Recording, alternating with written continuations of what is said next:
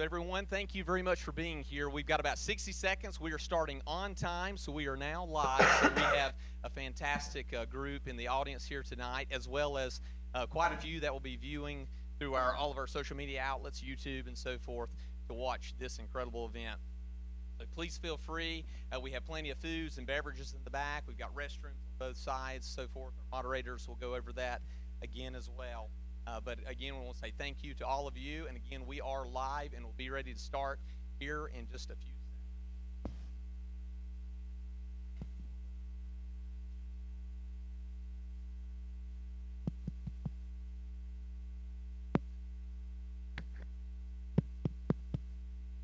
seconds. 2-2.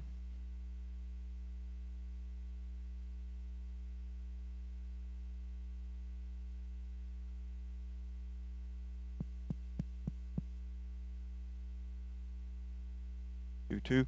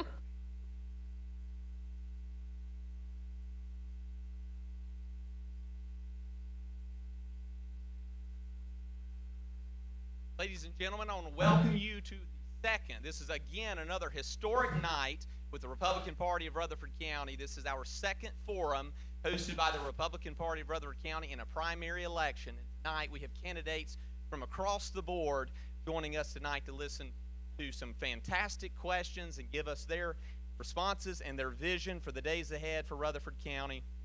Again, we have a fantastic turnout with our live audience right here in the studio at the beautiful At 138, as well as streaming live through our social media outlets. Just a point of reference, we had that into the thousands of people that interacted, watched, commented from our last forum that we had just a week and a half or two ago. Fantastic opportunity for the candidates to get their voice and their messaging out there. And I would just want to give a simple reminder, today was the first day of early voting.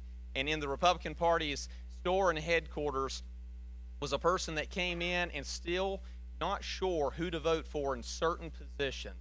So I will tell you, the need for community outreach, the need for voicing your thoughts and your opinions for the positions you're running for is crucial today throughout early voting, as it has been through the entire election cycle. So again, candidates, thank you for being here, being a part.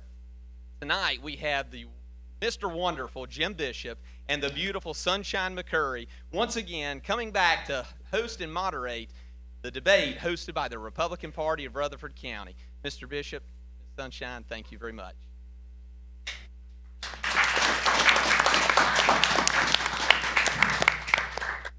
Chairman, to welcome you tonight and remind you that if you have not yet done so, please silence your phones before so they will not go off. Remind yourself that we are live tonight. Pick your nose as we go through the cameras may be on you. Restrooms are back this way, and there's one also behind me. Feel free to feel comfortable tonight. Enjoy the answers that these candidates.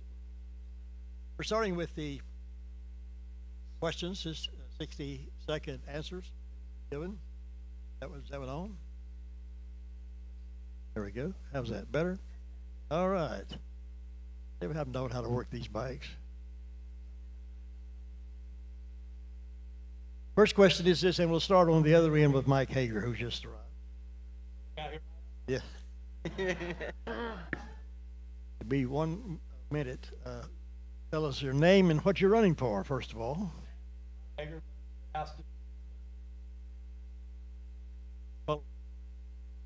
Andrew.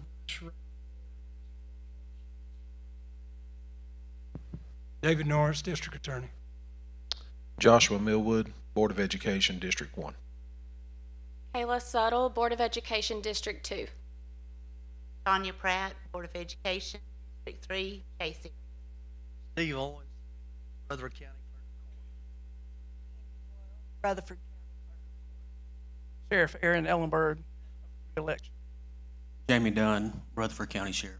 Thank you very much. We'll begin now with the first question, and again, we will start with Mike Hager with the first answer. Again, let me remind you to have 60 seconds, and please respond to the question. What is it about this position that makes you the better candidate? Good question. I had this question times, and I always say, number one, because I'll show up. Be here when you need me. Be here before you need me most of the time. I'll do monthly meetings and I'll do town halls. Problem I have with my opponent that I have now is he's never here. He doesn't understand what Rutherford County folks go to. He doesn't understand the fact that we closed 2 schools this year. He doesn't understand the fact that your property taxes are going up. He doesn't understand the fact that and has caused the fact that your electricity bills have gone up 30% since 2022. Can't understand these things because he's not here. He's traveling around the United States all the last 6 months. Not here in interface. He's not here tonight. He wasn't here at the last forum. He wasn't here at the one before that. So the easy question, Jim, is I'll be here, I'll show up, and I'll listen to you, and we'll get things. And Drew, you're next. I am running for this position because of what I saw when I came back to this county 10 years ago. It has been a really astonishing situation where officials have engaged in self-interest, favors to others, and completely protected widespread corruption that was going on in this court as far back as 15 years ago with Judge Poole. I'll piggyback a little bit on my colleague's answer here too. The judges currently are working half days, making 160, 180 grand, working half days. You got to show up to work. You got to do the job. And you have to make sure that the people trust your decisions, that you're being honest, open, and transparent. And that has not happened. And that is what I'll bring back to the court. David Norris. So the big thing for me is I'm from here. I went to East High School. Been a lawyer for 31 years. Nearly 23 of those I was in the DA's office. And so I can see the problems are there. You've got backlog problems. That means there's more cases than you have time to try, and that is just ballooning. It's getting bigger and bigger. You got a revolving door, people just in and out, and there's a reason for that. And so, I left to go to Chapel Hill for law school. I came right back here after I graduated. I started as a DA as an assistant as a kid. And so the rules that I grew up under, the old school rules where you showed up to work, you don't call juries in if you're not going to use them. There was accountability for the numbers. The numbers are the backlog. The backlog is what makes a court work or what makes it doesn't work. One of the other bigger problems that we have is the training officers. I grew up with most of the guys here, and so we've got to get back to what I did when I was a kid, and that's training these guys on law enforcement.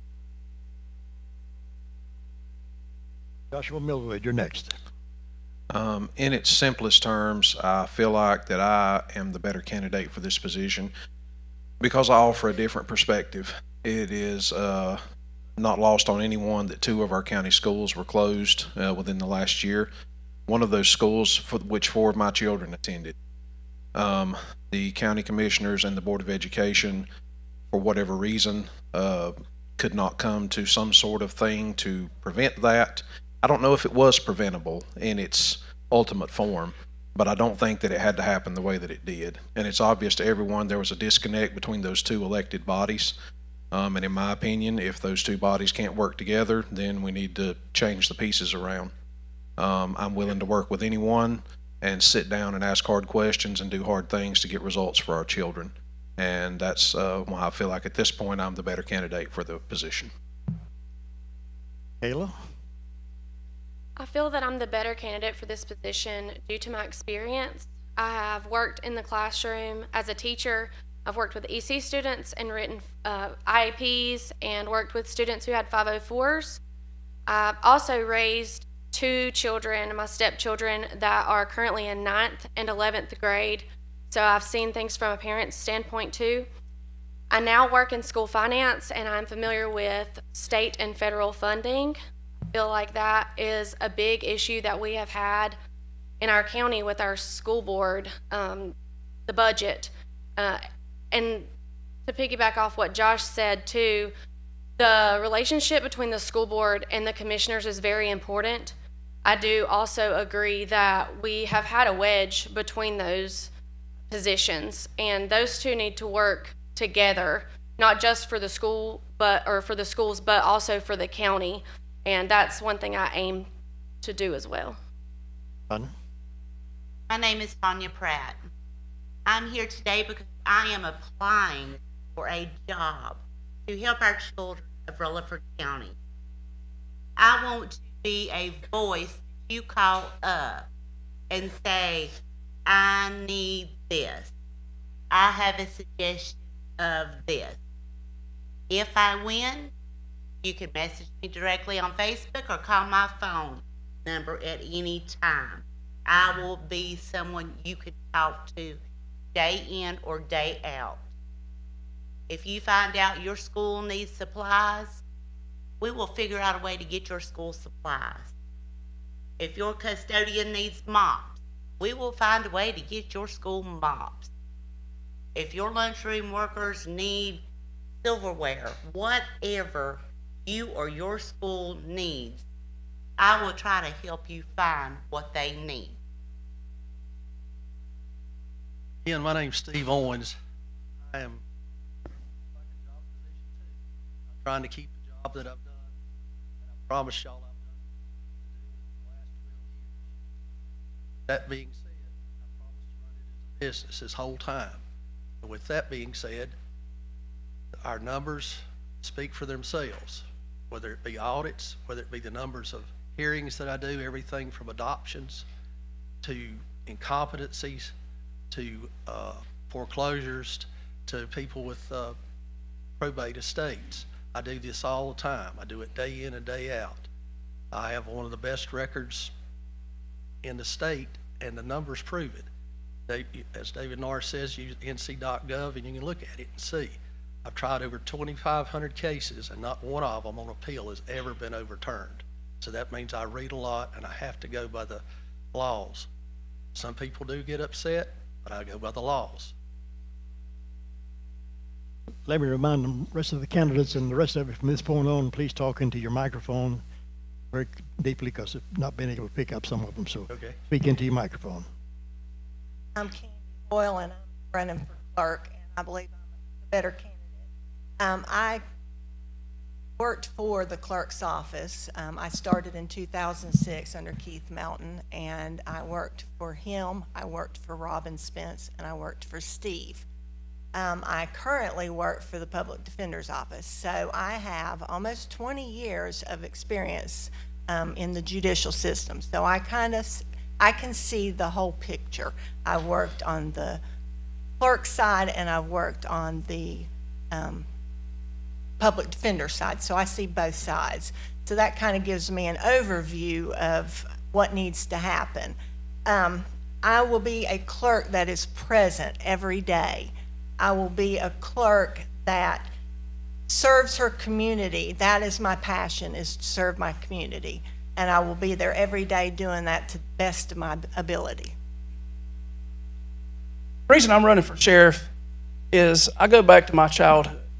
I had a loving mom and dad, very compassionate, always there and involved in my childhood. As I growed up, life threw us a curveball. Through very tough circumstances, always had them there. Throughout that, I had the community. The community always stepped up and always supported me. I got in law enforcement at 19, actually 20 years old. I went to BLET at 19. Got 26 years of law enforcement now. And I have worked very hard throughout my career to give back to others. If they need me, I'm always trying to help them make a difference.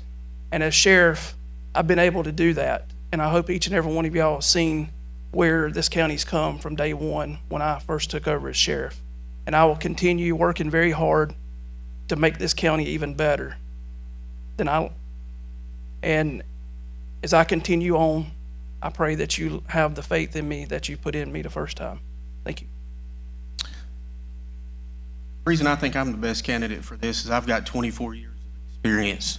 My experience is actually spent on the road in uniform most of the time. Our biggest issue right now that we have in the county, and I think nobody can argue this, is drugs. Over half of my career, 16 years out of 24, was spent some form, type, or shape of combating drugs. As everybody will tell you that the experience, I have 24, the current sheriff has 26. I'll give you an analogy to think about. All law enforcement experience is not the same. So I'm going to give you this analogy. You have a heart surgeon and a brain surgeon. That's the difference between the two. My experience versus my opponent's experience. If you're having brain surgery tomorrow, who do you want to do the brain surgery? A brain surgeon. My experience is actual experience out here on the street doing this job. I've typed search warrants, I've kicked in doors, I've made arrests. This is what my experience was working on the streets out there amongst the people, and that's what I want to continue to do. Second question, and we'll start this time with Joshua Millwood and go down the line and back around. Joshua Millwood, the first question, this next question is this. Being elected to the position you are seeking is a thankless job, but why do you want the job? That's actually a very easy question to answer. The reason I want this job is for my children and for your children. I'm not in it for a thank you. I'm not in it to make friends. I want to make friends. I want to have some colleagues that have like-minded goals to serve our children. But that is the reason. It is my children and your children. When they talked about closing schools, my daughter came up to me because she had just got inducted into Mount Vernon Ruth's Beta Club. And she was very concerned because she knew that if Mount Vernon Ruth was closed, Pinnacle Elementary did not have one. And she said, Dad, I really don't want to not be able to do Beta Club anymore. And that was hard as a dad to see a child that you have's goal kind of be taken away from them. And I am proud to say Pinnacle does have a Beta Club now, and my daughter's the president of it. So we can take the best of a bad situation, but that's why I'm doing it, is for my children and your children, whether anybody says thank you or not. You next. So the reason that I'm wanting to run for school board and serve the county schools is, for one, when the schools were closed, the Rock specifically, I had students that I previously taught at RS Middle who graduated from the Rock. And I was fortunate enough to go there and watch them walk the stage. And that feeling that I had, knowing that I had a part of them making it to get their diploma, I can't explain that. And now that the Rock is gone and we've moved these children to the other high schools, I would like to see us put something back in place like the Rock was, not an alternative method like we're seeing now. I'm hoping that's just temporary. And also, I would like to see our high school students have more opportunities when it comes to trade schools and CTE as far as working with companies in our local community. Anya? Speak into the microphone, please. I would like to continue to work for our children. I am not on the school board now, but I have been working for our children. Whenever Reach was going to be closed, I was able to work with several other people and help find the money to keep Reach open. Whenever the Rock, unfortunately, I did not have enough time before it closed. But I started investigating on how other communities did do other programs and was able to keep them open. I have talked to several teachers to find out what all their concerns were. And one was they did not feel that they could talk to a board member and get a response back. I promise you, call me, text me, knock on my door, and I will respond. Reason why I want to keep working, not retire, is simple this. We've got a great record. We do our job. That's proven. Keep telling that over and over again. The records prove it. But the main thing is, there's about 68,000 people in this county, and they depend on us. When they come through that door, they're at their very worst. They don't come there to socialize. They've got their very worst that's just happened to them, no matter what it is. But me and my staff do everything we can to make sure that they're taken care of. No, we can't give them laws and tell them what to do, but we can help them and we can listen. Most of the time, we're psychologists, we're psychiatrists, it seems like, because we're talking people off the ledge. But then they can make a confident decision. And I want to keep doing that. That's what I love doing. Andy? The reason I want this position is simply because I love working with the community. I love working with people. Again, like Steve said, and he and I have said it several times, people don't come to the clerk's office because they're happy. Most of the time, it is because there is something going on in their life that they're dealing with and they need help. If you can be a source of hope for someone that is at their lowest, I think there's nothing greater than that. And that's thanks enough. Just getting, talking somebody off the ledge. Domestic violence victims, working with them, and just if you can help them feel a little bit better about their situation, that's worth $1 million. Okay. So early in my career, I actually worked the streets from Forest City to the sheriff's office. Had an opportunity to go work state law enforcement, which I received very high level training, and I'm very grateful for. Had the opportunity to work for the Homeland Security as a task force officer. Throughout my time with the state, I was always contacted by local agencies requesting my assistance. I have worked very high level cases. I've typed search warrants. I've done everything that a local officer would do with the state of North Carolina. Just because I was with license and theft doesn't mean that I sat at a desk and done nothing. I actually put real criminals in jail on a daily basis, and I have been able to take that experience to the sheriff's office as your sheriff and bring people around me that is very qualified, high-level experience. I've got 102 years of service between three of us actually at the sheriff's office right now. And we've been able to create a good thing, and I want to keep that good thing going. So answering the question of it being a thankless job, I literally worked on the streets back when many of you remember defund the police and how much the police were hated. I kept doing the job because of my servant's heart. And that's where I'm at, my servant's heart. Why do I keep doing the job and why do I want the job? Because I've stood there and looked literally in victims' faces and had to tell them, I can't help you. And I want to make sure that if any time I have that opportunity that I can help them. I remember when I was 13 years old, our house getting broke into, and the victim feeling that I carried for many, many years. I've stood out there, I've dealt with these people, and I will 100%, victims will be the most important thing. I won't be rewarding criminals. I can send Mike. Jim, could you read the question one more time? It'll be on the screen right there. Jim, the reason I want this job, and I don't think it's a thankless job, I actually think it's quite the opposite. We have seniors probably sitting in this room right here that are struggling to pay their bills. They're struggling to pay the property taxes on the house that they've had for 30 years or more, and they've paid off for 25 or 30 years. You shouldn't have to rent your house from the government. So that's the reason I'm running, is to make sure that we can extend the homestead exemption to a lot of folks in this room that fit that criteria to pay no property taxes on their home that they paid for all their life. Second thing, I'm running to make sure these folks that have seen electricity rates go up 30% in the last 4 years, to cap that and run those back down. Everybody here can tell you a story about what it used to be in 2021 versus what it is now. And that's because the legislature passed the bills that gave Duke Power the ability to do that. That's the two reasons I'm running. Andrew? I'm running because I'm from this county.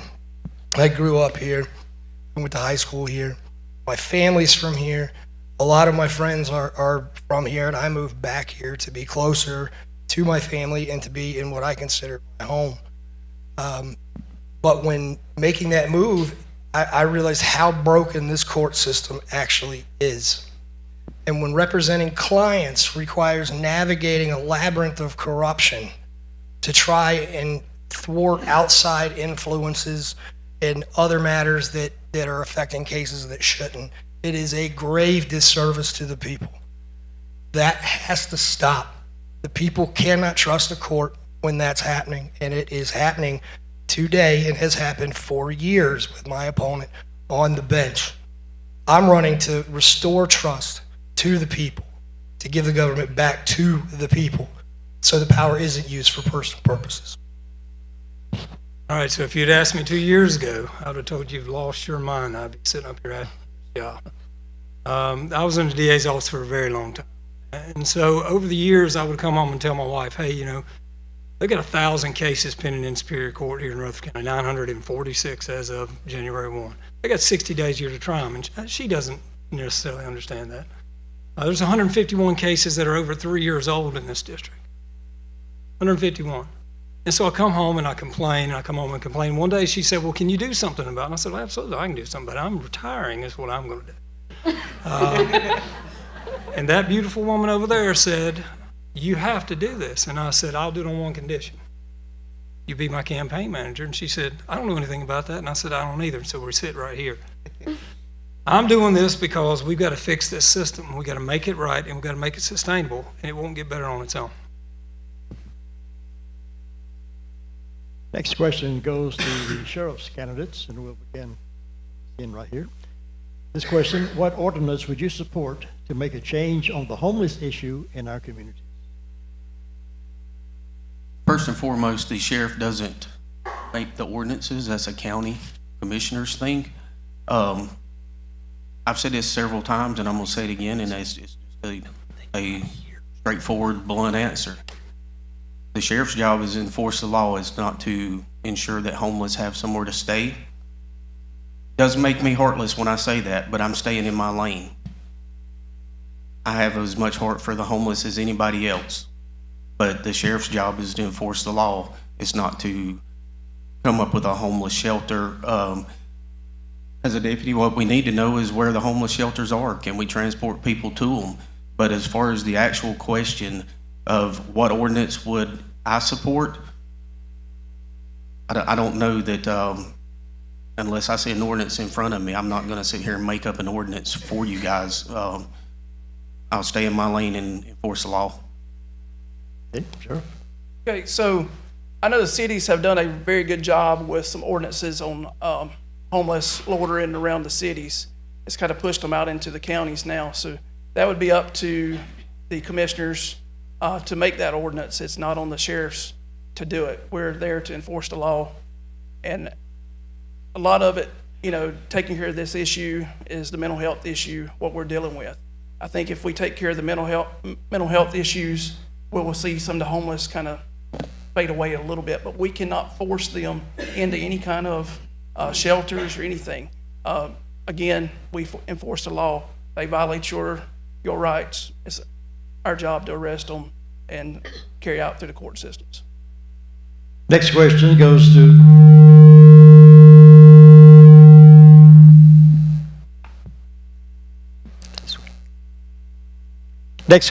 the North Carolina House candidates. Mike Hager. What steps will you take to assure the residents of Rutherford County that our taxes will not go up over the next 2 years? Good question, Jim. I think there's 3 ways to do that. One, as I said, is the homestead exemption to make sure that the most vulnerable seniors don't pay any taxes. Second is to cap the ability of the counties and the municipalities to raise taxes to a certain percentage. The third is to make sure that if you're building a home or you've got a piece of land you're doing improvements to, that they cannot raise taxes on you until your home's occupied or until you're completed. That way they can only raise taxes a certain amount. So the capping of the taxes, allowing only a certain percentage and limiting them to what they can charge for. They can't charge, you know, right now in some counties, they're actually your businesses, they're charging for tables and dishwashers if you have an Airbnb in Henderson County. We're going to cap that to a certain percent. Anything under $1,000, $5,000, pick a number, they're not going to be able to raise taxes on or get taxes from. Next question goes to the judicial candidates. What can you do to reduce the backlog and age of cases? That's a very simple question. Work the whole day. It's as simple as that. There used to be 2 court sessions per day. Today, you have a morning court session and occasionally an afternoon session with very few cases, but more often than not, there's nothing happening in the afternoon. This isn't a question about needing more resources. It's a question of doing the job that you're paid to do. It's not being done. It's that simple. Next question goes to the DA candidates. What can you do to reduce the backlog and age of cases? So the first answer is work. When I say work, when I came, and Mr. Bishop will remember, the first DA I worked under was Jeff Hunt. And he had rules, and I'll bet somebody in here has fallen into this. You got jury duty, you got called in, or know somebody got called in, you sat up all day, and nobody ever used you for anything. So the rules when I started, and this will reduce your backlog, rules I started were if you call a jury in, you will try a case. If you don't try a case after you called a jury in, you had to call the boss and explain why you didn't try a case with a jury in there. And my favorite was the fourth part. If you liked your job, you had to convince him you weren't going to have this happen tomorrow. And when I say that, the work in doing a Superior Court, especially backlog, is in the pre-trial, lining up cases, reading those 1,254 files that are pending in this district. You got to read them. Not every case is for trial, but you don't know that until you read the files. So you start by reading the files, and that takes work. As I told my wife when she told me, when you do this, it's going to be days and nights and weekends and holidays. You got to work. Next question goes to the Board of Education candidates. If the student population decreases, should the school system find ways to decrease the budget, and how would you accomplish this? Sounds like Sheriff Candace need to go out there and find out what's happening. Go ahead. Absolutely. If the student population decreases, you have to compensate for that. You have to have checks and balances. At the end of the day, it is required by state law that the school board have a balanced budget. Funding is tied to ADM. The number of students you have determines the amount of money that you get. And ways that you can decrease that, or unfortunately what we've come to is ultimately closing schools. Nobody wants that, but apparently that's where we were. Our job now is to take what we have, figure out what this school district is going to look like, and we have to move away forward where we have stable, steady systems for our children. So absolutely, you have to do what you have to do to balance your budget. But we can also help with trying to recruit our enrollment and help restore trust in the public school system. So we most definitely should try to find ways to decrease expenses if we are having a decreased revenue. And as Josh said, the ADM it's been going down for years, which is one reason that we were led to closing the schools. How would I accomplish this? That would be an analysis of the budget to see where we may be spending more, where we shouldn't be, and where we could possibly get grants to cover certain expenses. Even as far as little things like supplies, I have been doing some school visits, and I have spoken with those principals and mentioned that I would like to begin doing teacher drives. So we do school supply drives for the children, but I would also like to do teacher drives to get office supplies and supplies for the teachers, which are currently being reimbursed as we have the funds to do so for those teachers, to lower expenses here and there. Okay, go ahead. Unfortunately, as the population of our schools go down, the money that we have coming in goes down. That's just all there is to it.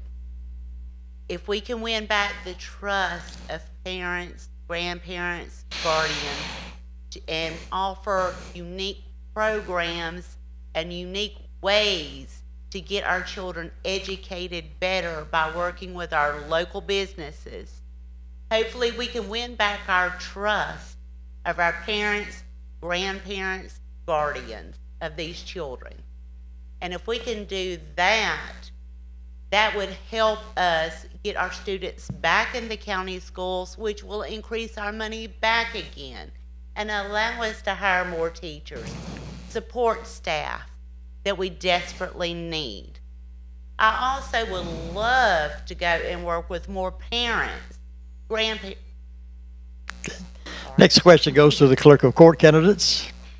Now that all 100 counties have gone live with Odyssey, how does that impact the clerk's office staffing and allocation of resources? I'll take this one first. Since we were the last group to go live, we went live October the 13th. They've been working on this for the last 6 years. So in other words, they should have had it perfected by now. To say it's not is an understatement. But we have to work with what we've got. It's just like everybody in here wants something. But we've got a system that we've got to work with. But as of right now, all the training that needs to be done that we can possibly do in the clerk's office is done. So what we're doing now is working with, it's called BAPM, and working with them, getting more and more things to working. And it is running, some things are running smoother, but it is a chore. But it also takes 2 clerks to a courtroom where it used to take 1. It takes 15 minutes just to key in a normal file, just a normal file. All right, next. Well, I'm not in the clerk's office right now. I'm in the public defender's office, and we are on Odyssey as well. And so I can kind of tell you what we do. And again, like Steve said, it takes us a lot longer to do anything. Where it would take me, 5 minutes, 10 minutes to set up a file, now it takes me 15 or 20 minutes. So, that goes along with the clerk's office. The impact is going to be that they're just going to have to get adjusted to it, adjust their time, adjust their situations as they come. As far as training goes, I know Steve has done all he can to get them the training that they need. AOC provides that, so it's really up to AOC to provide that for us. The next series of questions will be the speed round rendered by Sunshine McCurry.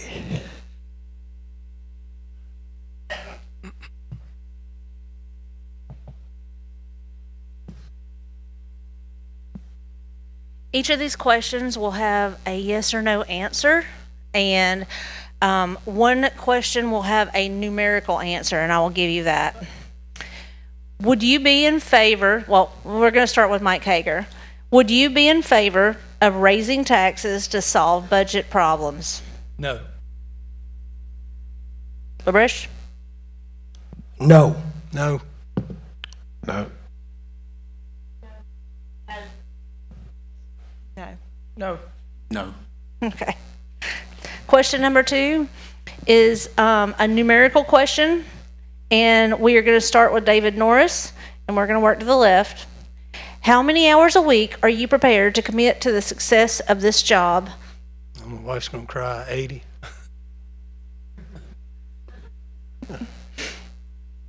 Uh, 80. However many it takes. 100 hours a week. We do at least 65 to 70, 80 hours a week on a normal. That doesn't include, One number, please. just one number, 80. Whatever it takes. Say 60 to 80 hours. Whatever it takes. Thank you. Question number 3. We're going to start with Tanya Pratt. Have you ever been responsible for managing a budget other than your personal budget? Yes. Yes. Yes. Yes. Yes. Sunshine, what's the question again? I'm sorry. It's on the screen, sir. sorry. Have you ever been responsible for managing a budget other than your personal Yes. budget? Yes. Mr. Lovish? Yes, often. No. Yes. Yes. Thank you. Now remember, it's just a yes or no answer. And the questions are all on the screen here and behind you for the audience. We're going to start with Jamie Dunn. Do you currently have a mentor? Whoops, I'm sorry. I'm at the wrong question. Question number 4. Do you Candy Hole, I'm sorry. Do you support the current administration's policies for the position you are running for? Yes. Aaron? Yes. Jamie? Without having an explanation, I can't answer. Mr. Hager? No. No. Not all, no. Without the ability to explain, I can't answer. Yes or no? Understand? Yes. Yes. No. Thank you. Now, Jamie, do you currently have a mentor? No. Yes. Yes. Yes. Yes. Yes. Yes. Yes. Yes. Yes. Okay, thank you. We're going to start with Mr. LaBreche and move to the left, to your left. Have you owned or managed a business? Yes, I've owned my own. Just yes or no, please. Oh, I'm sorry, yes. No. Yes. No. Yes. Yes. Yes. Yes. Yes. Mr. Hager? Yes. Thank you. This question will start with Joshua Millwood. Since seeking the Republican nomination, have you been to a regular meeting of the Republican Party in the last 12 months? Yes or no? Yes. Kayla? Yes. Yes. Steve? Oh, yes. Yes. Yes. Yes. Yes. Yes. Yes. Thank you. Last one in it. Steve, this one's with you. We'll start with you. Have you volunteered with the Republican Party in the last 12 months? Yes. Yes. Yes. No. Yes. No. No. No. No. No. Thank you. This one will start with Aaron Ellenberg. Have you read last year's budget or audit for the position you are seeking? Yes. Yes. Yes. Yes. That doesn't apply to the DA. Yes. Yes. Yes. No. Thank you.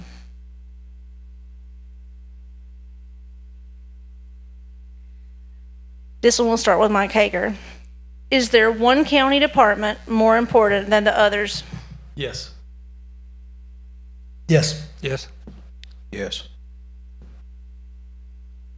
No. No. No. No. No. No. Thank you. Now we're going to go back to Mr. Bishop.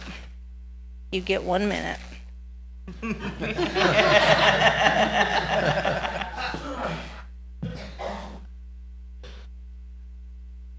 Right here again, these will be 1 minute answers, and the questions are also on the screen, and I'll try to read it so you hear it as well.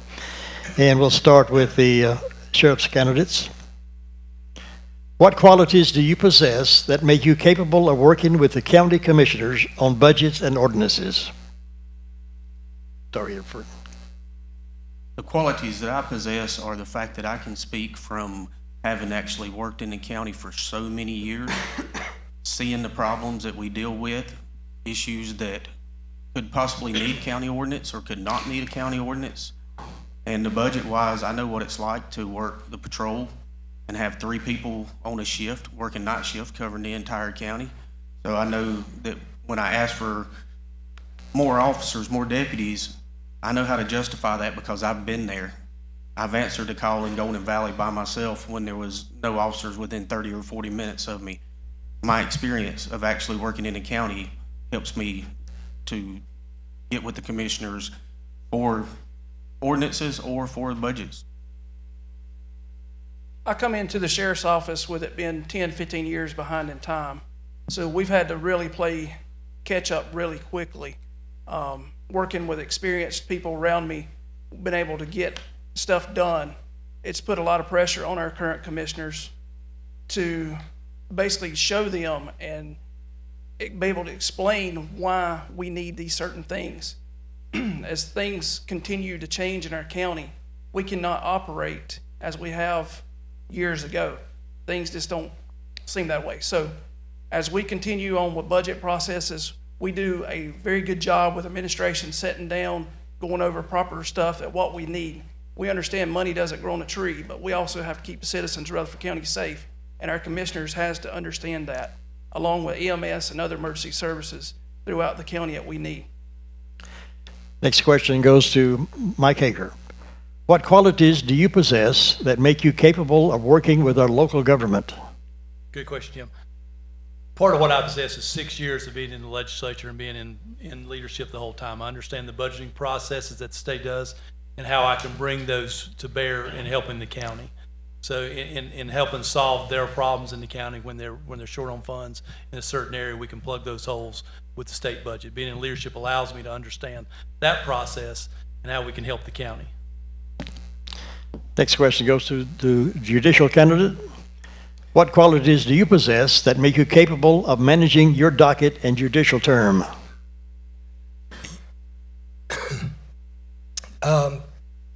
The qualities that I possess is I've had about 15 years of practice, very, very familiar with the inner operations and functioning of courts, aware of the policies, procedures that work, the ones that don't, the ones that are needed. The job is fairly simple if you do the work. You won't have a lot of problems managing a document, but the work's got to be done. Next question to the DA candidate. What qualities do you possess that make you capable of managing your docket and legal team? So after 31 years nearly, I've tried about every kind of case you can try. I've dealt with every court from juvenile to adult, superior court, traffic court, district court, every court you can get in, and done about every case. And once you do that, you get the experience and you know how to be efficient. One of the biggest problems in our court system is we're not efficient. The things that should take less time are taking more time. And that causes the backlog. These numbers that I'm giving you, look at nccourts.gov. That's where I get my numbers. If anybody tells you numbers, say, where can I find those? But the more efficient you can make things, the smoother the machine runs. And the smoother the machine runs, the more cases you can process. The more cases you process, the less cases you have per assistant DA, which means you got more time to spend with each of those cases. And that builds the more efficient you get. Okay. Next question goes to the Board of Education candidates, and we'll start with Candy. What qualities do you possess that make you capable of managing the superintendent and the public school system? Okay. This is Board of Education. Yes. I'm sorry. I'm sorry. Kayla? Yes, right here. So I currently work in school finance, and I work with school budgets every day. I currently have 4 schools that I handle their finances for them, work their books, and working with federal and state funds every week. I feel that will help a lot, working with the superintendent and looking at budgets, and also just the familiarity of the budgets in general, I feel will help me in working with the superintendent and also the other board members to do what's best for our children. Okay, go ahead. I feel that I am able to work with anyone. I have worked many jobs, and we did not always get along and see eye to eye. But when it came down to doing the job and what was best needed for us, we were able to work together. And that is what is important, because we are going to be working for your children. And that is going to be our #1 goal, is working the best we can for your children. And if that seems impossible to some people, it is not. There is many people out there that want to help on the board and do right for our children, and is working hard for our children as we speak now. And I just want to continue to be able to do that, work for your children. That's good. Josh? What I feel like I bring to the table, I have spent the better part of the last 5 years managing radiology departments across 2 different health systems in the western North Carolina. You might say, how does that relate? Well, it was my job to work with hospital administration, to work with physicians groups, to work with everyone that is involved in taking care of that patient. These are all people with very different views, very different ideas of how that should be done, but very similar to taking care of our children. It is my job to network, to build around, and to work with the superintendent, unless they give me a reason that that's not going to be feasible. And then it is my job to move forward with that and what it takes to make it feasible. And I have been successful at that in my career in the last 5 years, and I believe that I can parlay that over to this position on the Board of Education. Okay. Candy, we'll put you back in the clerk of course race now. What qualities do you possess that make you capable of managing the budget of the clerk's office?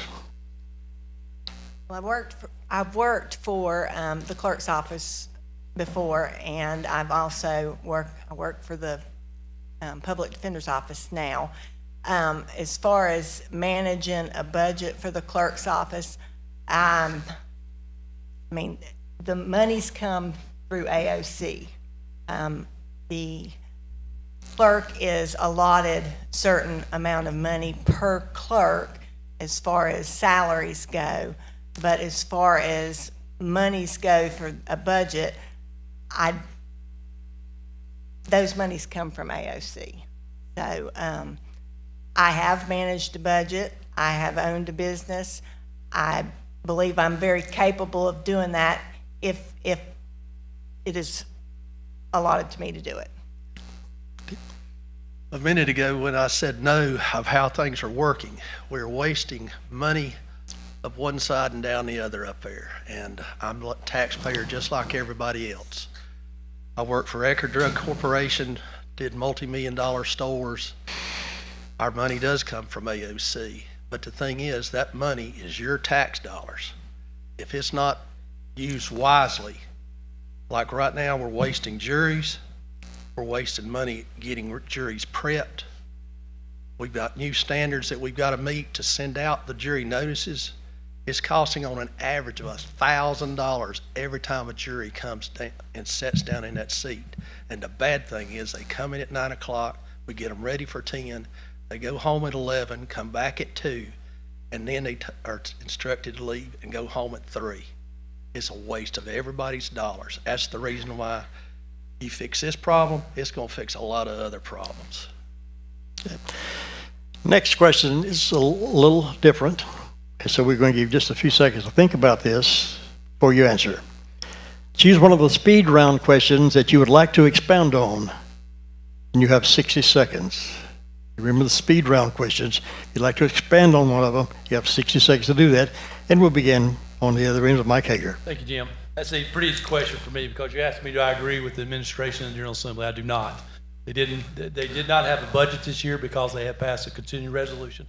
Doesn't help anybody, doesn't fund schools, doesn't fund mental health, doesn't fund a lot of things.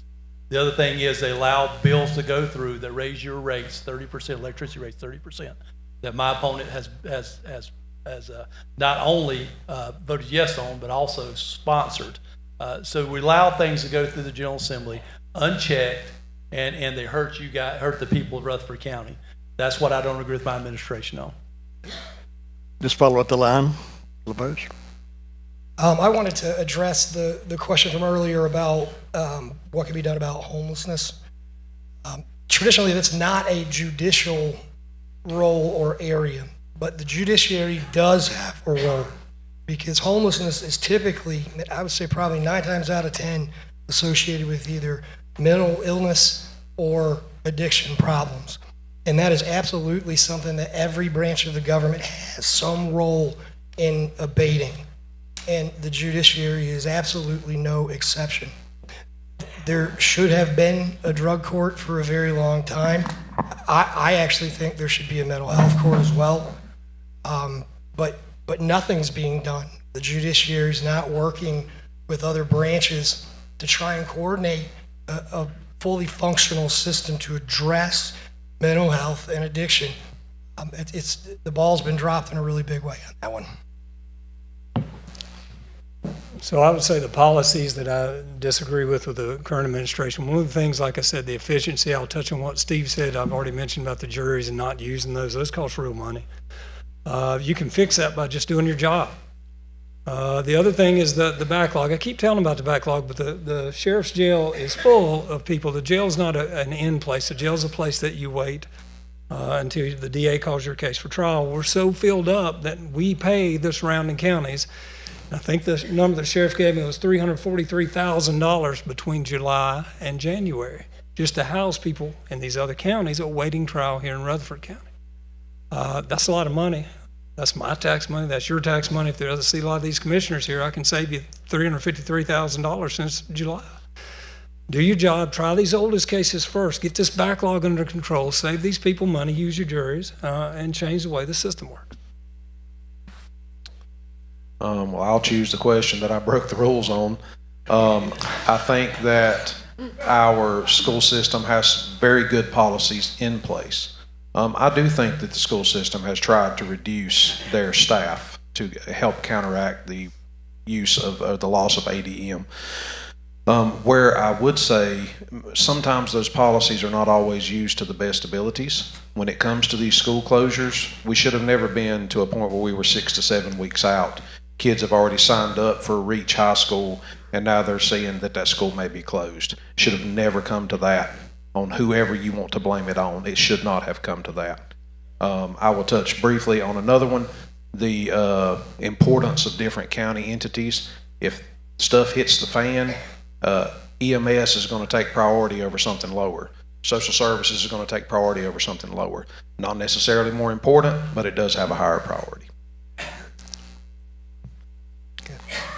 So I wanted to touch on the departments and if they're all of the same importance. So I said there's not one that's more important than the other, and Josh actually just said what I was gonna say was priority-wise, you can prioritize different departments depending on the situation.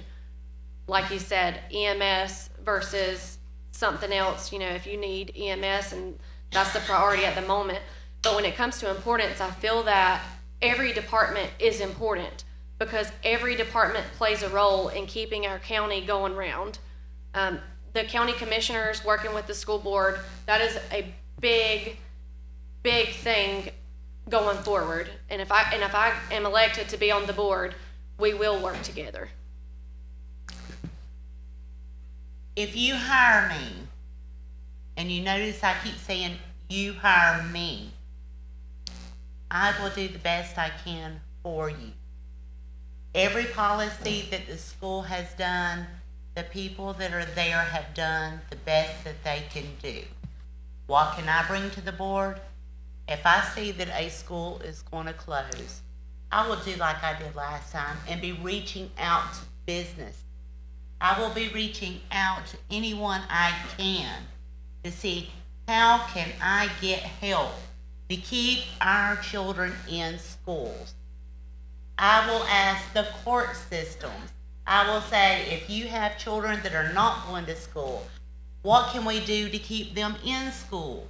Because if we don't have strong schools, strong educated children, we will not have a stronger future and break the cycles that we have. I'd like to stay on what we were talking about a minute ago about the AOC's budget and coming out of the state and saving tax dollars because, as my wife says, I'm tight. Your money is your money. It needs to stay in your pocket. And if it's spent, it needs to be spent for the right things. There is so much up there that is just unreal. You've got different things happening and we're wasting money because the court is not running efficient right now. I mean, you've got people coming in. Our clerks, they're trained to make sure and get the paperwork down to the sheriff's office as quick as possible because the very second that the judge says they're guilty, the state quits paying any entity, any monies to us. It all goes back out of your pocket.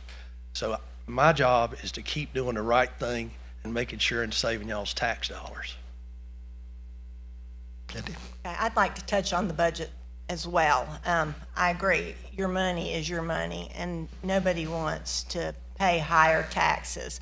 And there is a lot of waste up at the courthouse. I see it.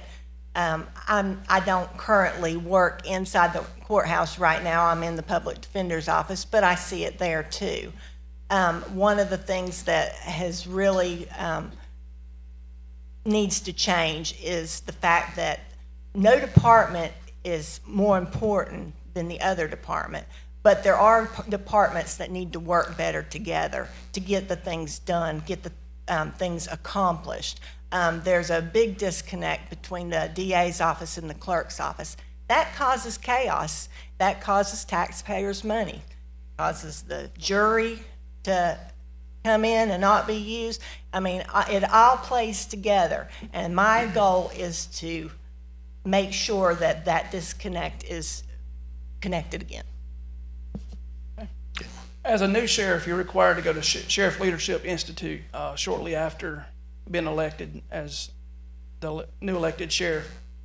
Throughout that very extensive training, a lot of stuff that basically we've inherited as coming into this term. So sitting there in some of the leadership classes and different things, was doing one on the courthouse stuff. It's embarrassing when you see your county on 3 different PowerPoints on what not to do. So immediately we get to work on changing policies.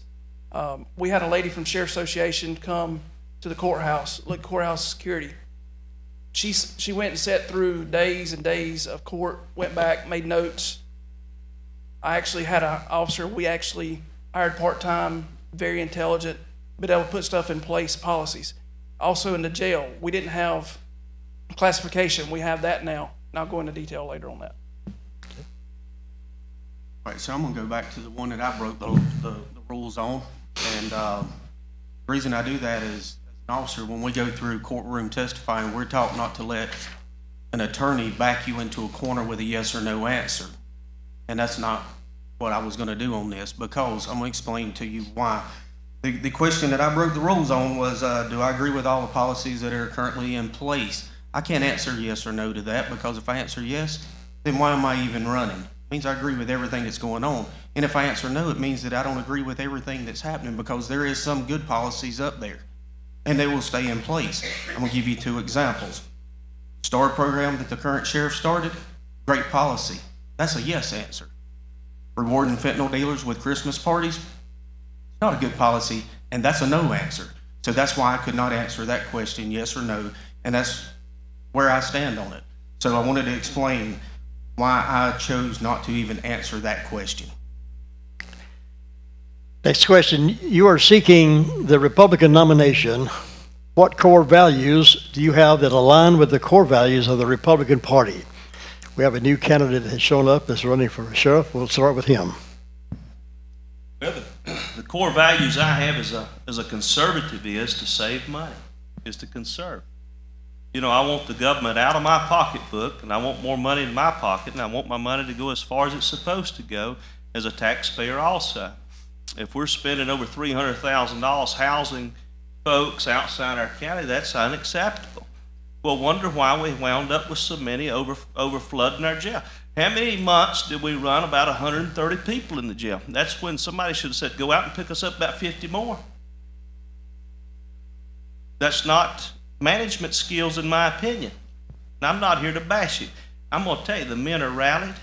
They're working like I hadn't seen them ever work before. I'm proud of the work that's happening, but I think a little bit more management. And you know, he's a new sheriff. If the Lord sees fit for him to go in, he's hearing what I'm saying. I believe we're going to get this thing in tune one day, and we'll be able to really play some nice music together, okay? But I'm not against the sheriff that we've got now. Jason Weiss and I approve that message. All right, we're going to start back in. We're going to start back in regular rotation, and starting with Joshua Mill with this question. You are seeking the Republican nomination. What core values do you have that align with the core values of the Republican Party? Well, as mentioned earlier, when it comes to finance, the finance is a big thing in the school system right now. I want to make the most of the dollars that come in. I want to make sure that they're being spent appropriately, that they're being spent transparently, so that you know what is happening. I feel like that's a very conservative thing, because if we're going to have to pay taxes, we want to know what they're being done with and how they're being spent. This was addressed very well at the Golden Valley Forum earlier this week. It was brought up about indoctrination versus education. I believe that the school system is there to educate our children. I would not support any ideologies or lifestyles or anything that's being pushed onto our children at that level. The school system works best when the parents and the teachers work in tandem, not in competition. The teacher is not there to replace the parent. They're there to educate the child. All right, let's go this way. So first, I want to say I believe that there is male and female. Those two should not be males should not be playing in girls' sports. Girls should not be playing in boys' sports. In recent years, I know of a school in our county that had a child going into the other restroom, and that was a problem for me. I had students actually send me messages on Facebook and say, Miss Suttle, I need to talk to you. I feel very strongly when it comes to that and the safety of our children, and not just for girls, but for boys too. Second, I think that parents should be raising their children, not their teachers, when it comes to your personal beliefs. And that even goes for the Bible. I believe in Jesus Christ, but I don't want someone else teaching my child about Jesus Christ at school, because they may be teaching them something wrong. That's my two main points. Next. There are so many thoughts that come to mind when I think about everything that's going on in the world and what the Republican Party really stands for. We have faith, we have country, and we have family. Faith is always first, and that is something that has been taken out of the schools because we have so many different faiths that's come in. So unfortunately, they have eliminated all faith from school. The second thing is family values. We have so many different families out there in the world now. We cannot go and say we stand for one particular family value. But I can tell you, my boys go to the boys' restroom, my girls go to the girls' restroom. A cat's a cat, and a dog's a dog. You can't change them. I don't care what you want to call them. Another thing is... Thumbs up. Steve? Again, I'm a conservative. I was born a conservative, and people that know me know I get more conservative each and every day. And the way government wastes money just torques my jaw. And the thing is, there's so many things we can do up there at that courthouse and do it the correct way, the way we used to do, because I've been there since 1998. I started under Keith Melton also. Me and Norris down there worked 14 years together in the DA's office. You didn't have the mess you got now. That's just as simple and pure as I could put it. And yeah, it makes you upset when you go into work and you know that it's not being done right, and people know how to do it right, and they still choose not to do it right. So that's about as simple as I can put it. Candy? Again, I'm a conservative as well. I feel like right is right and wrong is wrong. And when it comes to my job, I want to do it right, and I want to make sure that it is done correctly. Taxpayers' money, again, nobody wants their money to go out the door. Nobody wants to pay higher taxes. And when I do get elected clerk, I will be very conservative. I will be mindful of how we spend our taxpayers' money. Sheriff? I'm a conservative. I'm proud to be a Republican. This day and time, as we look around the nation and see things, you see all these criminals running, doing what they want to do. I'm not going to be a leftist sheriff. You have a Republican sheriff that loves his county, loves his people, and we're going to work hard to take care of each and every one of y'all. As a Republican, I'm going to stand for what's right. but also I have to work for everybody, no matter what party it is. So that's my stance. Amy?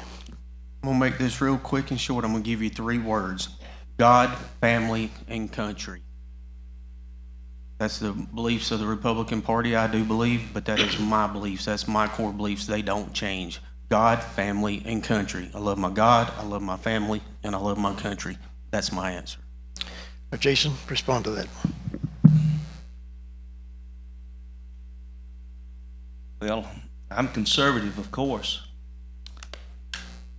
But if we keep doing the same things we've always done, we're going to continue to have the same problems that we have. We're in an epidemic that's unparalleled. We've never seen this before. We've got a jailhouse that's overrun right now because we're sitting on a pile of warrants that we're serving.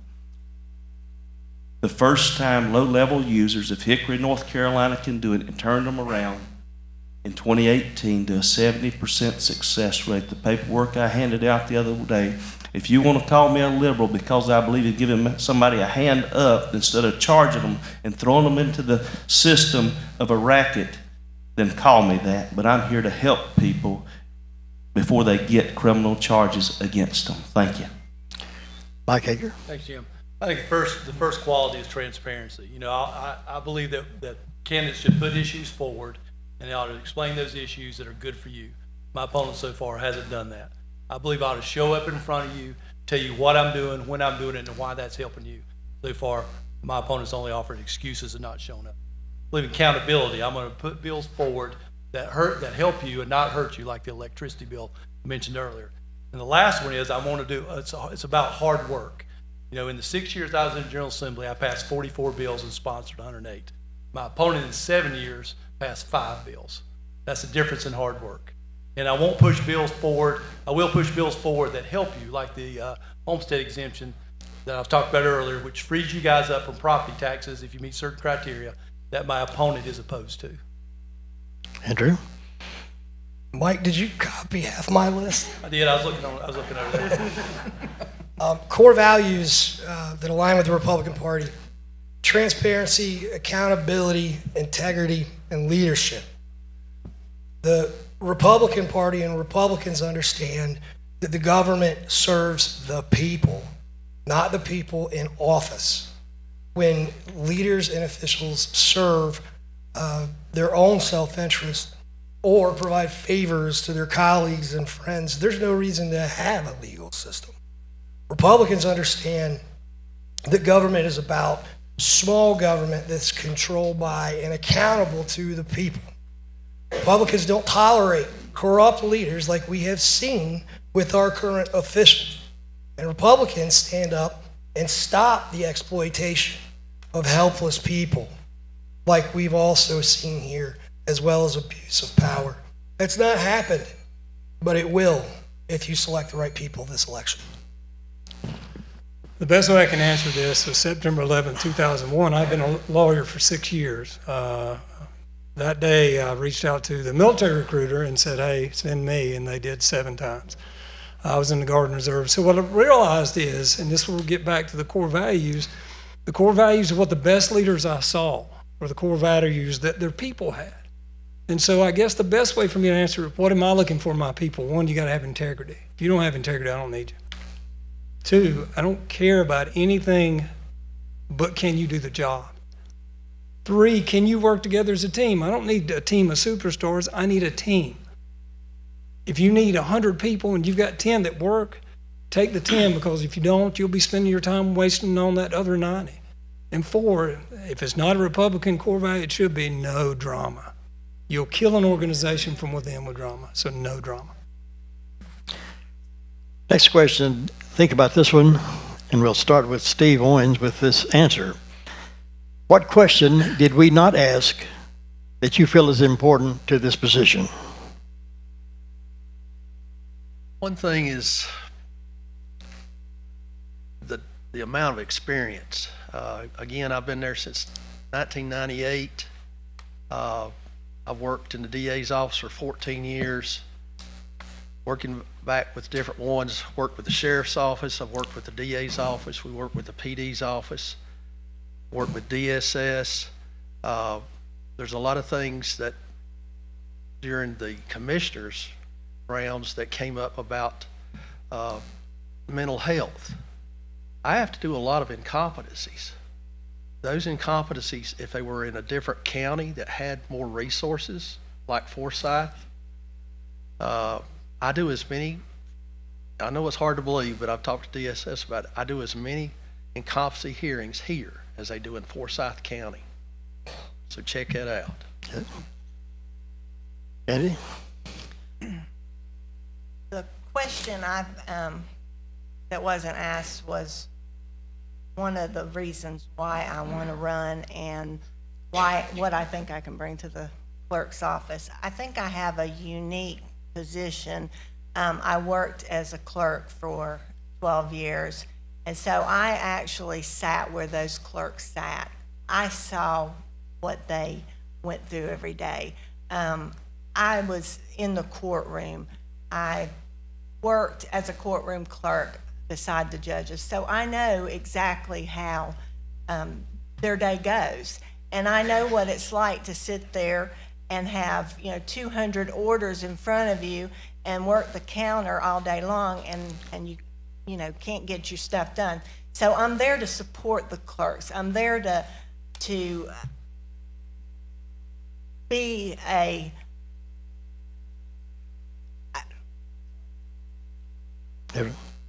So we can put people in jail all day long. That's not an issue. That's our job. We go out and do our job. But how are we going to keep people come back victimizing us or keep a revolving door recidivism in our detention facility? We've got to do something different, changing lives, and that's what I've done throughout my term as sheriff. We've implemented physical legal service, come in helping people get on Medicaid. NC Works, helping them get jobs. We got in-person mental health care now. So on and so on. AA meetings we're doing, along with trying to bring families together. And that's what I thrive on, is trying to make a difference in people's lives. And I'm gonna continue doing that as long as you keep me in as your sheriff. Thank you. Jamie? So the biggest thing I see is experience. And we've talked about that, and I've discussed a little bit of that with you. I can't throw out all these numbers of, prime example, we've run 12,000 people through the scanner. I'm not the sheriff, but that's the job of the sheriff, and he can have those numbers and those statistics. We talk about recidivism, the word, all it is repeat offenders. Not all of these programs, and I said I won't start all of these programs. I will actually go in there and look and see which ones are working and which ones are not. Bringing families together, Christmas party. Just this week, 3 days ago, one of those participants in that party was just arrested with fentanyl and a gun. Some things just don't work, and sometimes you got to say, I'm going to reevaluate this, and I'm going to go back and look and see what is working and what's not. This one didn't work. So I think experience of knowing what you're looking at and not allowing the criminals to run the jail or the county. I guess, however, by an apology, I had a speaking engagement at the Kiwanis Club in Rutherford. I had to take care of it, and I actually ran from my truck up there. Can you believe it? But the thing that I feel that's most important in the high position of sheriff of Rutherford County is a manager. I think you need to be able to physically manage your own assets that you already have. I think you need to be a good steward over what you already have.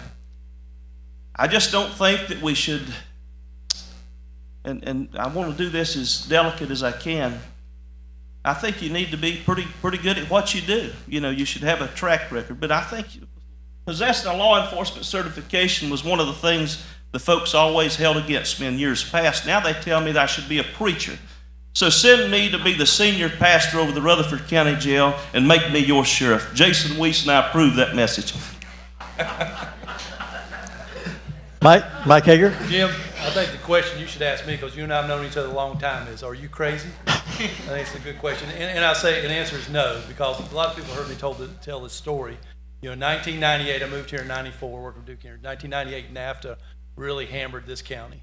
And I looked around and saw people that were hurting, people that lost their jobs, some people that had lost their retirement funds. And guess what? Nobody cared. I looked around, nobody from Raleigh cared, nobody from Washington cared. Then in 2009, I joined the party, of course, after the NAFTA issue. 2009, the housing crisis hit. I looked around again. I had an 18.6% unemployment in Rutherford County, and nobody cared. Nobody from Raleigh, nobody from Washington cared. And that time I decided to go ahead and get involved and run for office. And of course, I served 3 terms. I look around now, we got, closing schools, we got affordability issues, we got high taxes, we got high electricity rates, high medicine, everything. And I look around, nobody cares. So as Isaiah 6 says, here I am, send me. Andrew? The question that I think is particularly important to ask is, do elected officials have an obligation to speak to or answer questions being posed to them by the people if they want to be elected? The answer, in my view, is absolutely yes. And then I'd ask you to look at what's happened in this election. Dead silence. My opponent said nothing about any of the issues that are actually being discussed out there, about any of the problems that exist that I have detailed over and over again on the information that I put out. My opponent has his comments turned off on his Facebook page for every post. And where is he today? He won't, I've asked from the beginning to do debates, he won't do them, and he's not here. This is just a pretty astonishing way of asking for a vote. So the one question I expect you to ask is, how can the district attorney's office augment and work with law enforcement? I was a kid when I came out of law school. I spent 3 years in law school, took a test that took 2 days and 16 hours. And yet, when I came out, I didn't know near enough to do that job. And I look at my son when he went through BLET a couple years ago, and you get a week, 2 weeks of law, plus all your other law enforcement training through. That just wasn't enough. So as a kid, I came up with some classes for my friends who were these law enforcement coming up with me. We were the same age, we're all coming up together. And these classes were things like evidence and rules of procedure and search warrants and all these things that they didn't know that I knew. But what I learned when I would train these officers, and we did that until I left the DA's office and they stopped. But what I learned when I trained these officers is I wasn't just training them. They would tell me, hey, we can't do that way. Can we do it this way? And I thought, well, you know a lot about law enforcement. I know a lot about law. That's how you come together. The question we need to ask is, where do we go from here? There's still questions to be answered as far as our school district. Cliffside's not my jurisdiction, or not my district, rather. Cliffside Elementary either needs a lot of renovation or it needs a new school.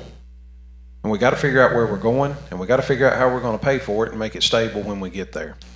It has become painfully obvious to me that public education is not a priority of the state of North Carolina. The state of North Carolina comes in at roughly $6,000 less funding per pupil than the national average. That is not the highest paying, that is the national average. I don't think that the state of North Carolina is that much poorer than the other states in the country.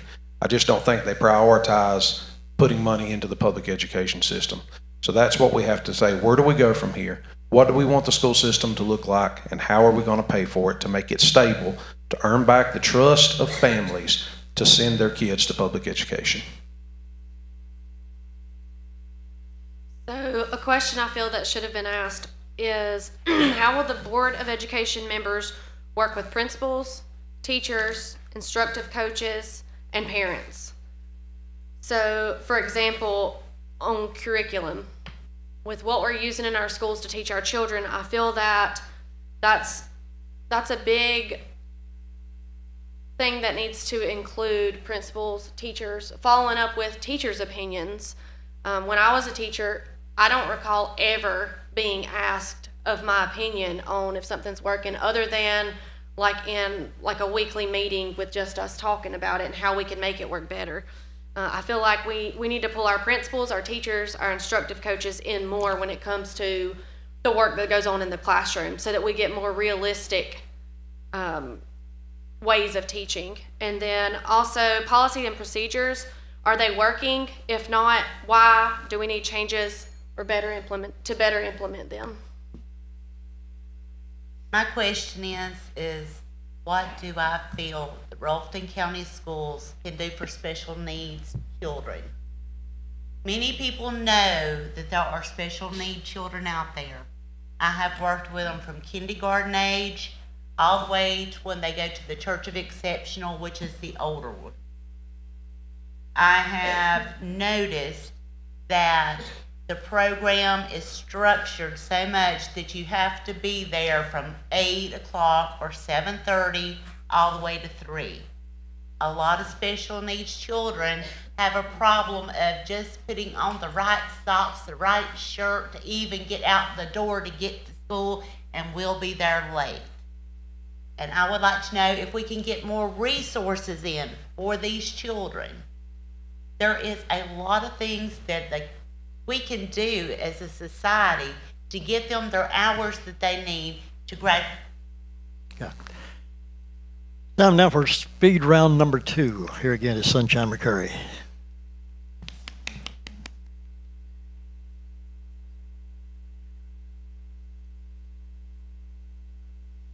Okay, I messed up last time, so I'm going to tell you. Every single time I ask a question, you have to go to the left, okay? And then it'll come down and it'll circle back, okay? All right, so these are thinking questions. And we're going to start with Aaron Ellenberg. Have you ever held public office? Yes. No. No. Yes. No. No. No. No. No. Yes. No. Thank you. Question number 2. We're going to start with Mike Hager. Do you favor smaller government with fewer resources? Yes. Yes. Yes. Yes. Yes. Yes. Yes. Yes. Yes. No. Number 3. We're going to start with Josh Millwood. Can you represent with integrity? Yes. Yes. Yes. Yes. Yes. Yes. Yes. Yes. Yes. Yes. Yes. Thank you. Okay, Mr. Bishop, it's yours.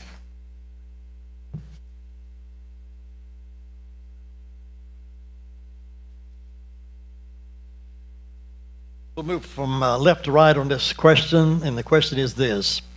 If elected to the position you seek, what is your number one priority, and how do you plan to address it?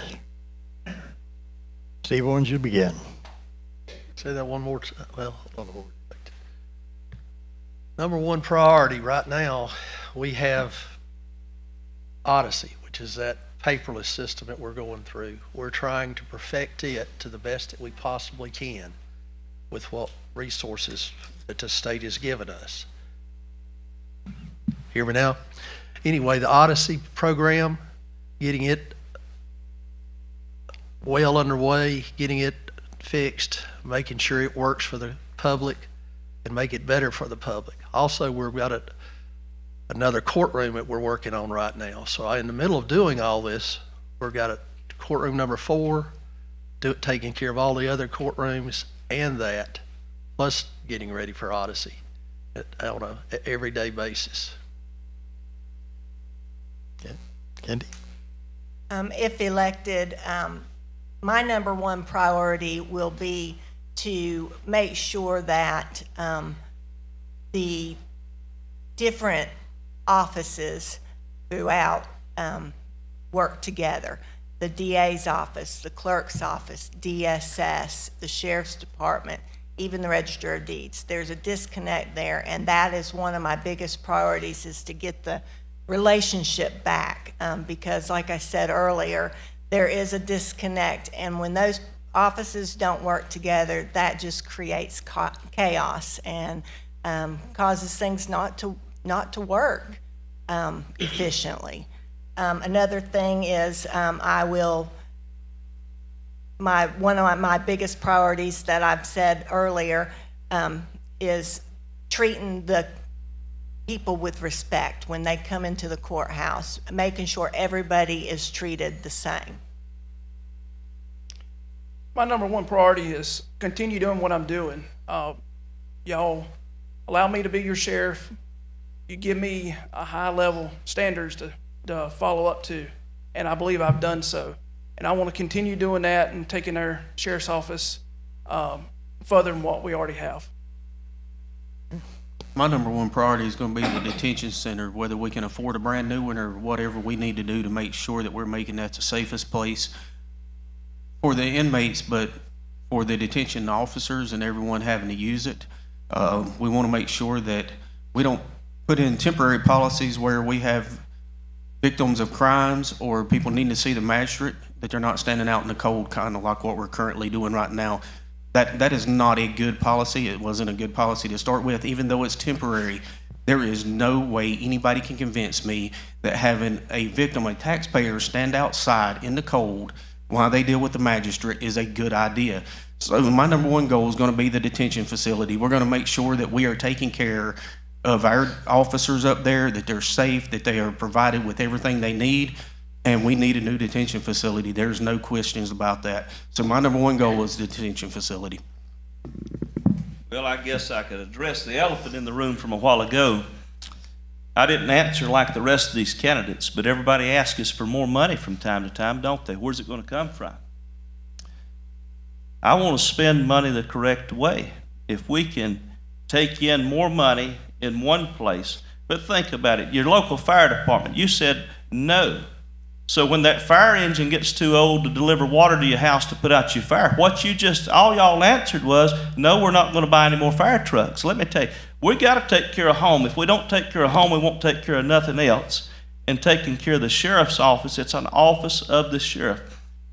There's only two constitutionally elected offices in the United States. That's the office of the presidency and the office of the sheriff. And at the end of the day, he's responsible for everything that happens in this county, and we've got to do some housekeeping. Thank you. Hey, thanks, Jim. Number one priority is I want to alleviate seniors, the most vulnerable seniors, from having to rent their home from the government.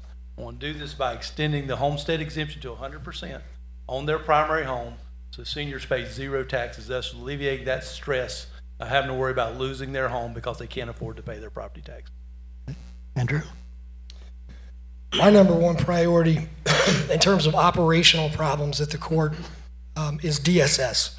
We are in crisis mode with DSS. The cases, if anybody's had experience with that, you know exactly what I'm talking about. Cases go in, DSS workers rotate. You sometimes have 4, 5, 6 case workers on a case. The requirements are changing. The goalposts are moving. Cases that are statutorily required to take a year are taking 3 years or longer. The parents don't know how to navigate this. They can't. The lawyers barely know how to navigate it. It is an absolute disaster. It should have been controlled and stopped by the courts, by the judges. It hasn't been. But that is the first thing that I will make sure is done. So priority, as you've heard before, is backlog, backlog, backlog. There's two ways to get through a backlog, and I was taught by Jeff Hunt in 1996 to work your way through a backlog. You work your way through a backlog, you read every file. Our job in the DA's office is seek justice, not merely convict. You work your way through every file. You get as much as you can out of every file. The cases that are for trial, you try them efficiently, and you don't waste juror time, you don't waste court time. There's another way to try to get through a backlog. It is a short-term way, but that's what we're doing now, and that's dismiss cases. Go on nccourts.org and you'll get on the dashboard and you'll see in fiscal year 2025, the most or the highest used way to dispose of a case. Dispose means you try it, you plead it, or you dismiss it, or dismissal. 7,032 across the district. And now our district is Rutherford and McDowell, 7,032 dismissals. That works in the short term, but guess who else is looking at these numbers? The people that commit crimes. They know when you're dismissing nearly 2 out of every 5 charges. So it's not the way to do it. Number one priority is trust. One of the reasons that we are in the shape that we are in now with the school system is because our government entities did not trust each other. One of the reasons that our enrollment is down so much is because parents do not trust the education system with their children.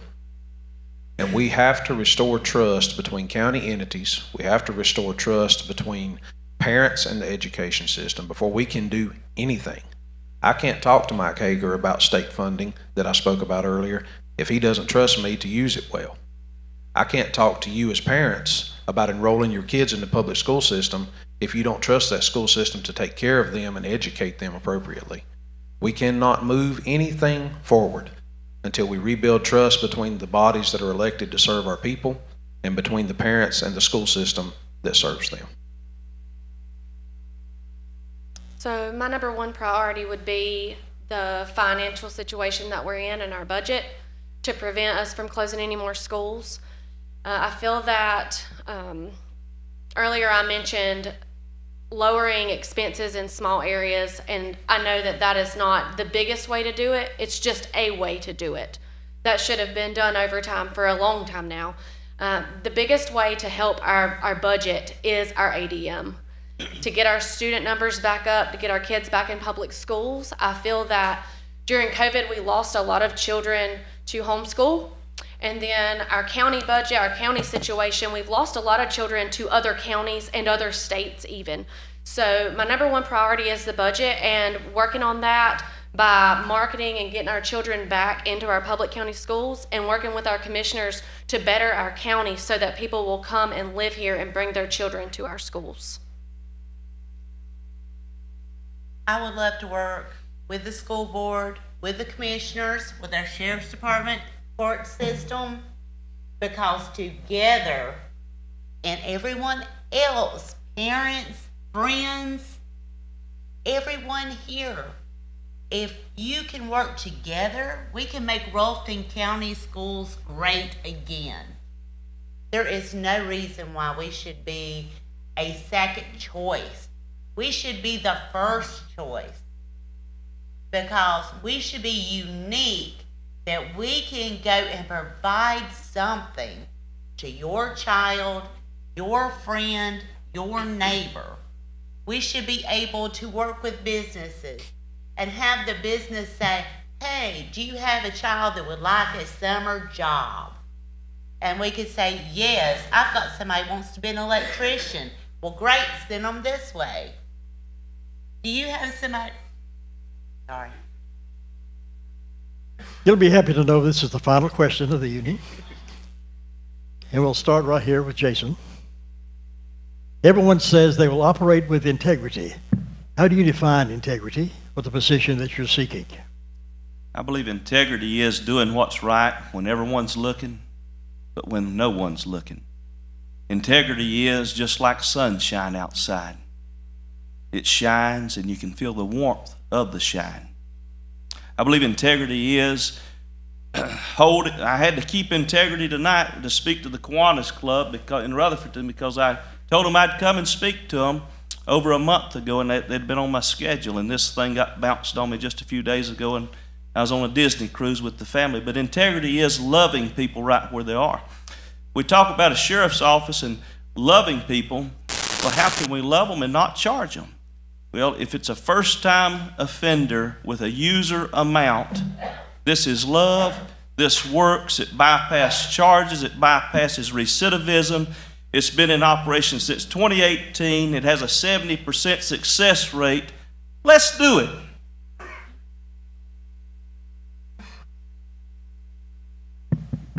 Next. So, operating with integrity in the position that I'm seeking, I believe, as Jason said, integrity is doing what's right when no one's looking. Sometimes, and everybody mostly knows my situation, sometimes that integrity seems to fall from grace. But you keep that integrity by not trying to hide anything. You own up to your mistakes, you deal with it, and you accept the responsibilities for the mistakes that you've made. I believe in transparency. Transparency goes hand in hand with integrity. Not to run around and hide things so that people don't know what you're doing.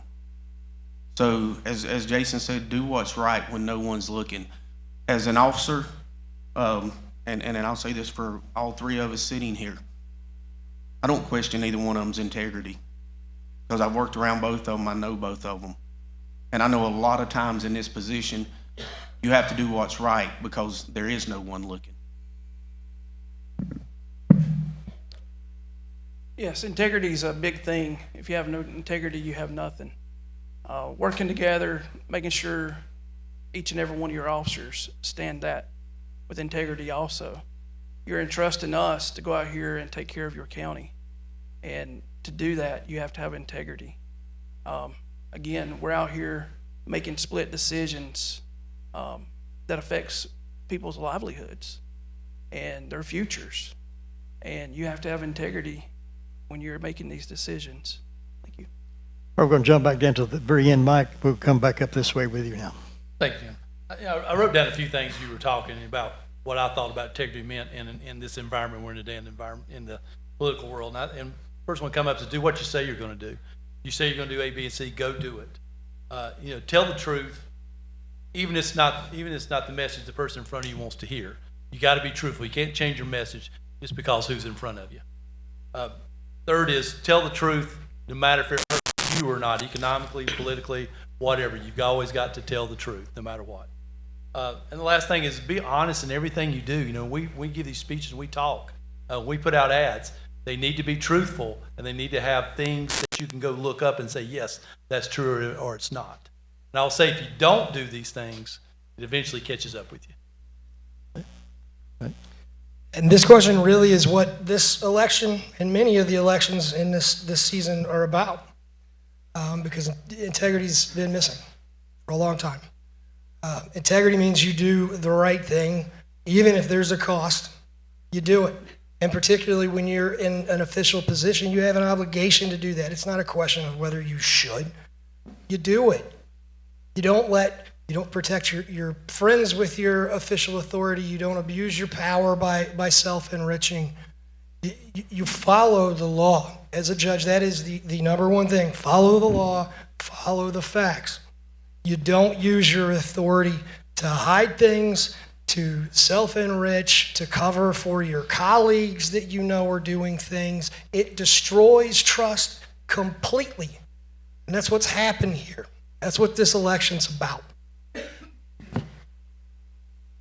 So I'll follow on what pretty much everybody's going to say it's doing the right thing. But how do you know that? And so part of integrity is being transparent. Part of integrity is telling you where to find the numbers. Part of the integrity is, when you have a trial term, post what the trial term is. To find out what they're trying to case now, you got to drive to the courthouse. You got to go in. You got to find the list of cases. You got to memorize them because you can't take your phone in. So integrity, I agree with Mike, is telling people what you're going to do, then doing it, and then show them that you've done it. And the district attorney is a leader in that office over 2 counties. They got 6 or 8 assistants.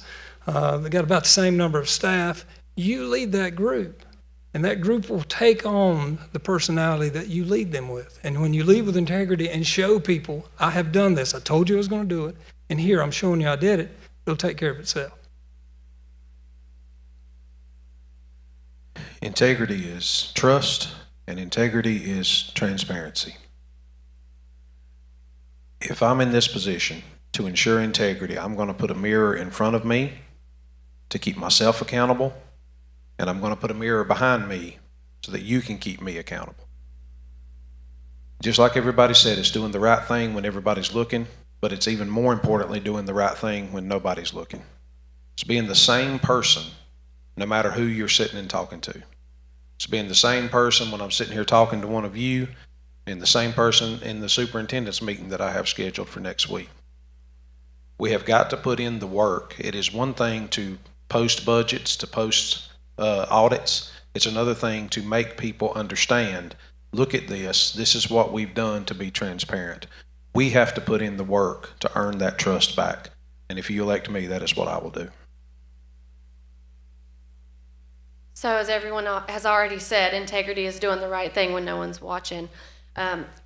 So being transparent with the finances for our school system, I feel like is a huge, or was a huge issue in our county. I know that the Education Matters campaign was started once that transparency was brought up by many people in the county, actually. I met with Dr. Sutton, and I have spoken with Philip Morrow a few times regarding where the budgets are placed on the website and how the public can find those. The audit is easy to find when you look that up on the website, but the minutes from the board meetings are not very detailed. They don't tell you very much. If you're not involved in the conversations, you're not going to know what's going on. So I am looking into that to get that more transparent on the website. I am going to tell you honestly. I lose my temper. Sometimes I say words I shouldn't. And this is the kind of stuff that is integrity. Because you need to know that I'm not perfect. You need to know that I'm not going to hide who I am. I talk too much a lot of times. A lot of times. But I asked a lot of questions. I am me, and I will do the best I can to be the best I can. But I'm not perfect. I will work for you and your children to the best of my ability, any way I can, because that is my calling, working with children. That is what I have been led to do. That's just me. Steve? Integrity. Doing the right thing at the right time for the right reason, not just one time, but every time. People trust you. Once you've got that trust, it's very easy to lose it if you're not trustworthy. The way I was brought up, just like Jason down there said a minute ago, he already told somebody he was going to do something, and he made sure and did first. I did the exact same thing with the Kiwanis about 2 Thursdays ago. The kicker is, every time you've got to be honest. Tell the truth. This is the way I was raised.